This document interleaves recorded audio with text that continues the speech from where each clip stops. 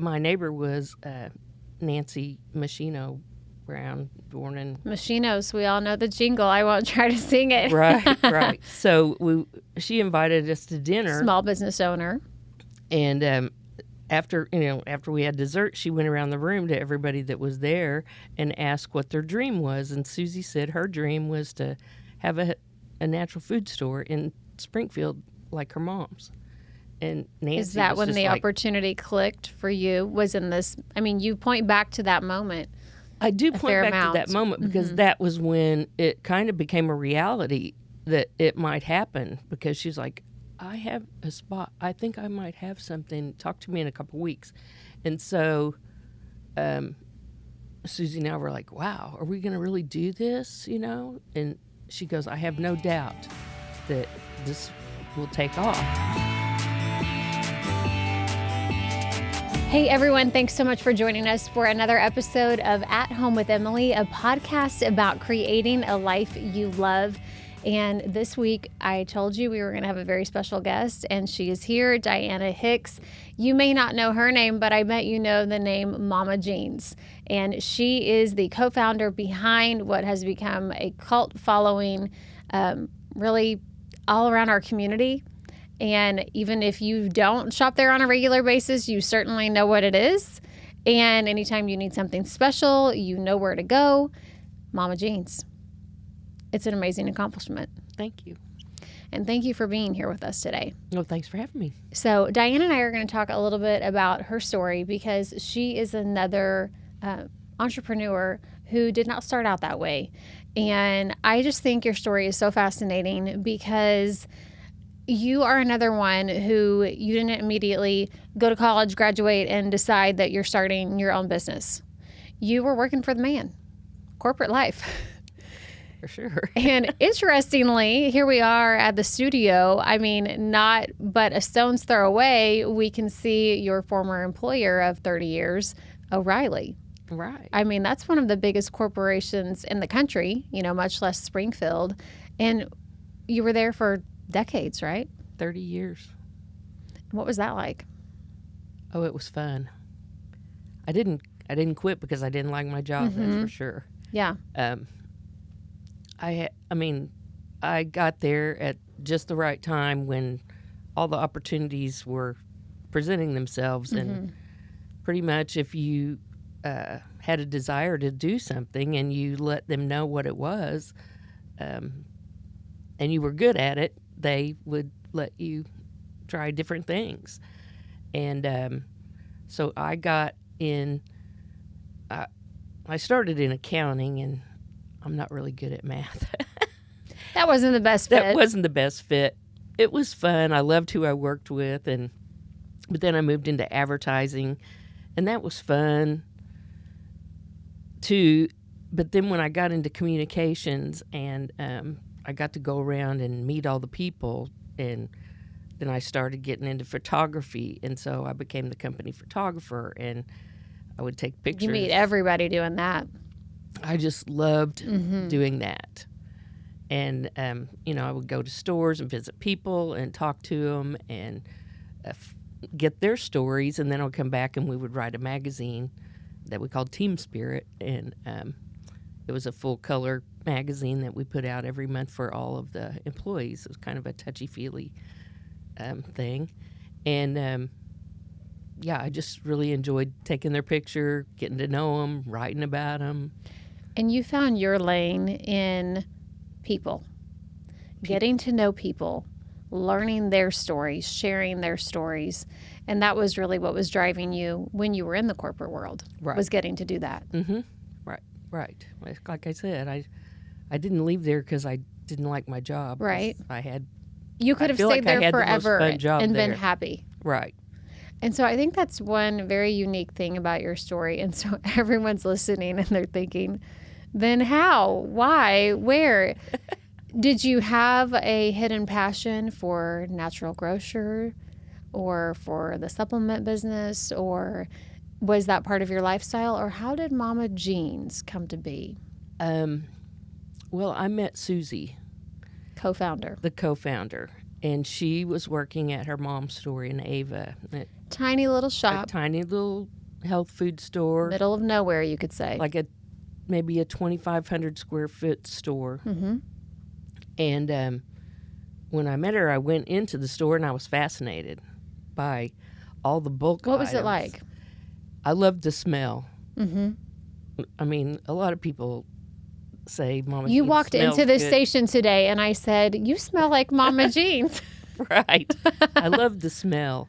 And then just all the different things that she had, you know, like all the different teas, all the different spices. And I just was fascinated by it. Not something you're going to find at the big box grocery store or at your Walmart, for Right. instance. And the people also who shopped there, you know, the back to the landers from around the Ava area. Well, what would year come was in. this?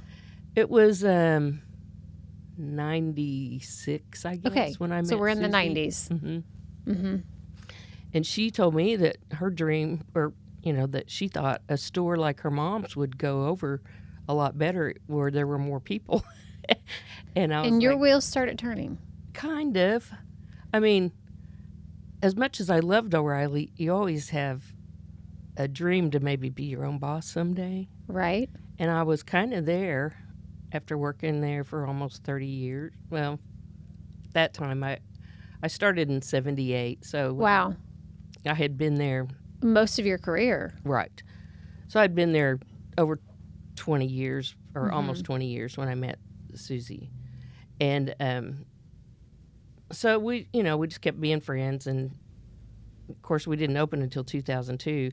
And what really was the kicker was Yeah. my neighbor was Nancy Machino Brown, born in Machinos, we all know the jingle. I won't try to sing it. right. So she invited us to dinner, Small business owner.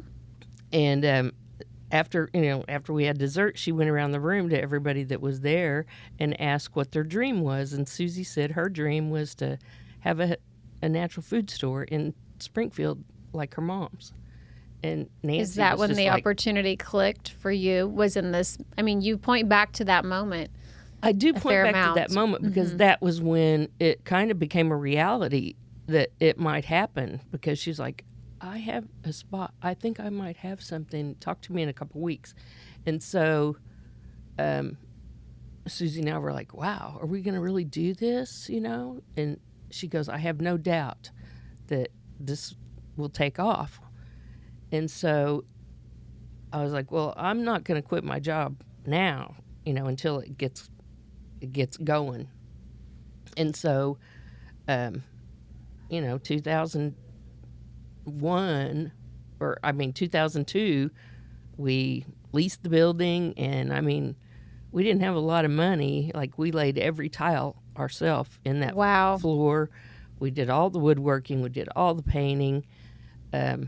We worked I think we got possession of the building in September, and we had one guy that was doing all the infill for us.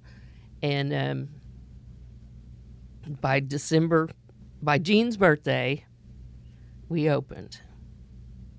Her birthday's December 3rd. Jean's being Mama. Mama Susie's Jean's. mom, Jean. And what was her store called? Jean's Healthway. Jean's Healthway. So you didn't take that name to Springfield. No. How did that come to be? Well, Susie's mom, her granddaughter called her Mama Jean because she lived with them. So she had her mom and her grandma, so she called her mom, and then her Mama Jean. And so whenever we were talking about what we were going to name the store, Susie's like, what would you think about Mama Jean's? And I go, because I called my mom Mama. I get choked up. Anyway, we decided that would be a great name, that we could name it after our moms. Now Take your time. I need a Diana. minute. You're good. Take your time. I Take your told you I time. choke up when I talk about something. Well, what's interesting about Mama Jean's is even if people don't know you or Susie, there is that feeling there of tight-knit and small and local and neighbors. And that's really missing on the grocery landscape. And so when you go in and you talk about how, then first of all, the name's amazing. It's so catchy to me. It's a Trader Joe's. It's, it's got that following that you never forget it. It stays in your mind. But when you talk about how that came to be, that really fits into what you've become. Despite the growth, you're not just the one location anymore. But I think people still have that feeling when they shop Mama Jean's. Yeah, well, you can always trust your mama. Absolutely. Yeah. Don't forget that, boys. Yeah. Yeah, you can always trust your mama.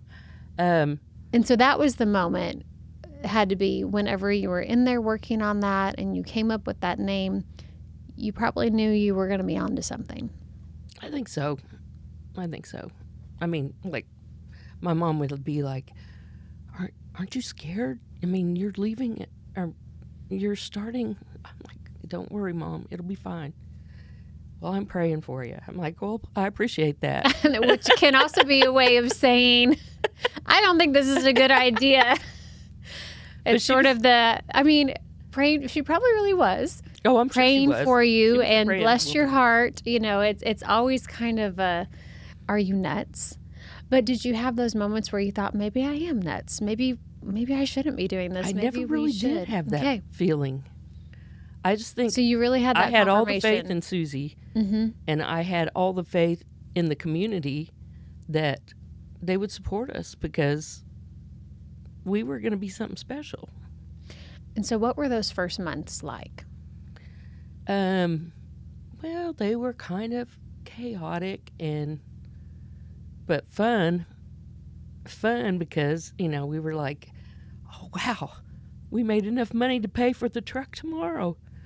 And, yeah, we just, I guess maybe we just didn't know any better that, we just thought we had it all, we just knew that it was going to work and it did.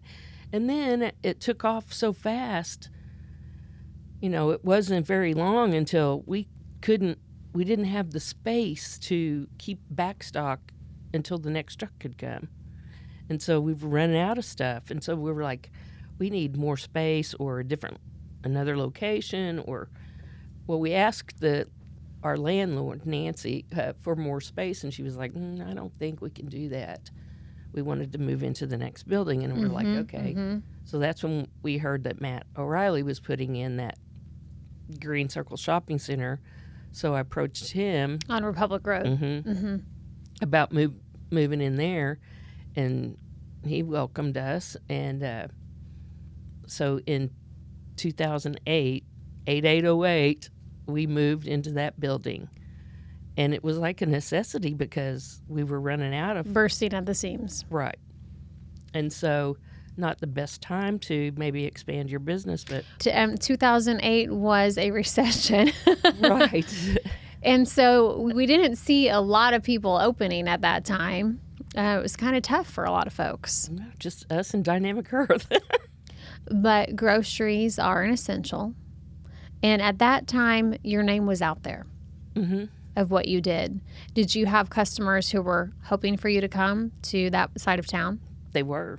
Mm-hmm. A lot of people that live on the south side of town, they don't like to drive. They never past come Sunshine. north. I know. Or some don't even pass Battlefield.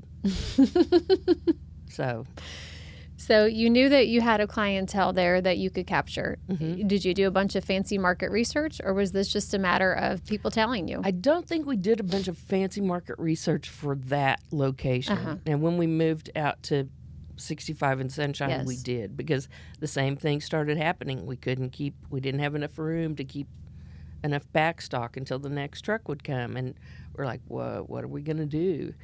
And what year was that? That was 2012 when we started looking, and then we bought that building that used to be the furniture broker building. And that was a stone's throw west of Sam's. And we opened that in April of 2013. And there's several grocery stores right there in that area. But what do you feel like sets Mama Jean's apart? I mean, obviously there's a lot of things, but... Well, I mean, we're a grocery store, but everything in our store is healthy. I mean, there's no trans fats, there's no preservatives. We're very picky about what we bring into our store, and we'll look at the ingredient list, and if it has one of our no-nos, then we're just like, sorry, we can't bring How many it. no-nos are there? Well, several. No nitrates. Most of the things and most of the mainline foods. Right. No preservatives. I mean, Interesting. You don't hear that very often. yeah, we don't. Yeah, we're very picky. And so at this point now, we're at our third location. And I only know this from speaking with you before, but at this point, weren't you still working your corporate job also while trying to manage the store? I was working the corporate job until the end of 2008. So we opened the second location in August of 2008. And that's when Susie said, Dee, I need you to quit your job. And I said, I've got to stay there until I can say I worked there for 30 years. Plus, I wanted to get the ring. And then after my anniversary date was in October, and then I realized, I have to stay till the end of the year to get the bonus. And by the end of the year, she was like, come on already. And by the way, making that leap, it's a process, and it's not easy. It wasn't easy, but then again, it was. I just felt like it was the right thing. And, I mean, I'd been working there nights, weekends, vacations, and I loved it. It was fun. I think that's a good place to stop at that transition point of when you decided that, okay, we officially have something here that's going to require my full attention. And I'm going to take the leap and leave the corporate job behind. So let's pick back up with that next time. Can you stay for one more episode with us? Oh, sure. Okay, that sounds great. And thank you again for joining us for this episode of At Home with Emily, a podcast about creating a life you love. Be sure to head to AroundTheOzarks.com and sign up for our newsletter so you can be notified of all our podcasts. We will be dropping our next episode with Diana next Wednesday. And so if you're watching us on YouTube, be sure to like and subscribe. We'll see you next time.